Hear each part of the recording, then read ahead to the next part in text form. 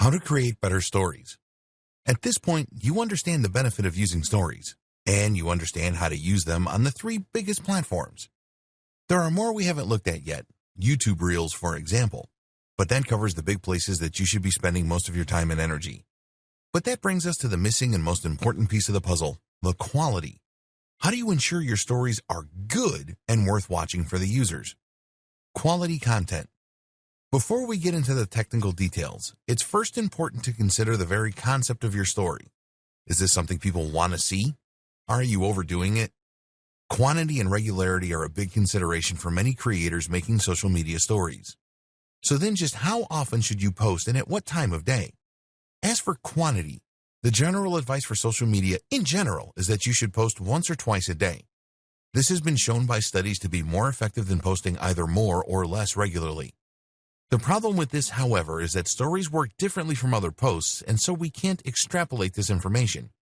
Whereas posts to your main feed risk clogging up users' feeds and becoming irritating, or simply being buried and therefore gaining no benefit, posts to your story will appear at the top of the page and not in a queue.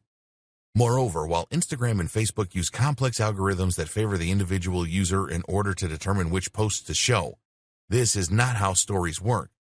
Stories are far more weighted by chronology, meaning in other words that the most recent story is the one that you will be shown first. And that means that you can more easily get seen if you post more regularly. This way, you'll be the first story presented when more people open up their phones, in turn meaning that you'll get more eyeballs on your content. Don't go crazy, but there's no reason not to post 10 times in a row if the idea you're trying to get across benefits from it. Don't do this all the time, though, or your viewers might still judge you. As for timing, the best time to post is just when people will be getting home from work.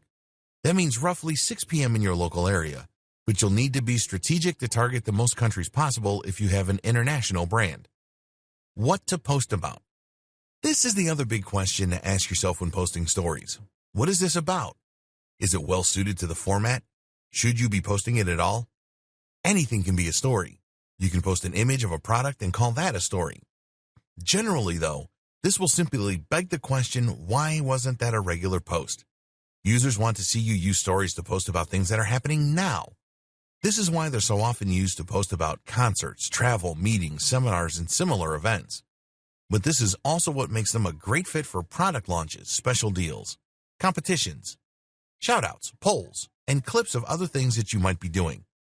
Going on a business meeting somewhere interesting? Why not bring your followers via stories? Just created a new post for your blog? Stories. Stories also work extremely well for news sites. For instance, if you have a tech channel and a big company releases a new smartphone or computer, then you can write about it on the blog and then immediately share that post as news to your stories. If you find yourself struggling to come up with ideas for stories, then consider creating a kind of recurring theme or even a series. A good example was when actor Chris Pratt used stories to share what he was eating every day on his diet. They were funny, short, and a great insight into his life at the time. They also had the added bonus of showing a bit more of his life through things happening in the background or other stars in the videos. Higher quality. Your stories don't need to be extremely high quality. In fact, that is often considered to be one of their biggest benefits, that they can be made quickly and don't need to be works of art. With that said, though, creators like Peter McKinnon are showing everyone else up by showing just how attractive and professional they can be.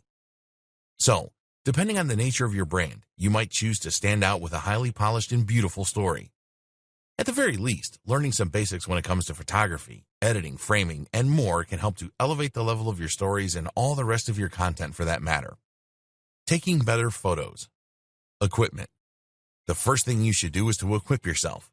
If you hope to take the best pictures that will look professional on your account, then you should have a camera that will be able to take high-definition images, and you should have editing software so that you can add that extra bit of professional polish.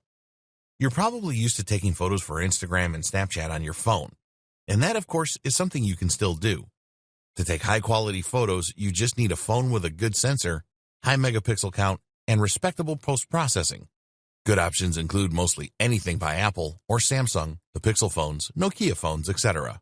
But you also have the option to take photos from your gallery, which you might have added via an SD card or Wi-Fi transfer.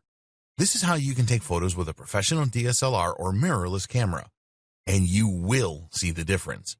This is especially true if you shoot in RAW with a flat color profile and then do a little editing as well.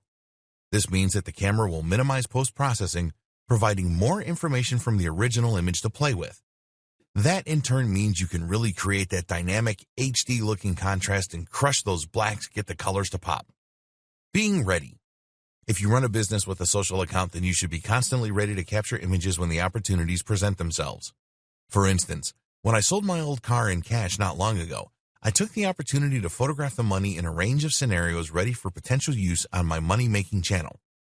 Likewise, you might find when you're on a walk that you see a great cityscape which could be used in a range of generic motivational posts. Make sure you have your camera on you at all times and that you are actively looking out for great photo ops so that you can create a great resource to draw on in the future. This is another thing to consider. The photos don't need to be posted as soon as they're taken.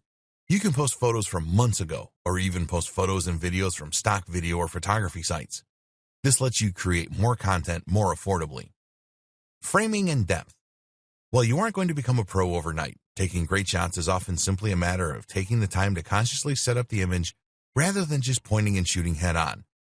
Think, for instance, about your foreground and background image elements, and about whether having a leaf in the foreground could help to create more of a sense of three-dimensional depth.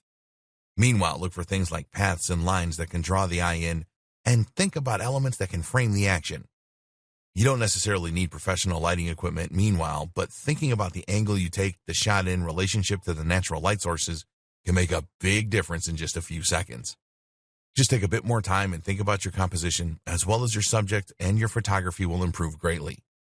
All these things are things you can learn with time, but if you make an effort to up your game, you'll see the responses becoming more popular too.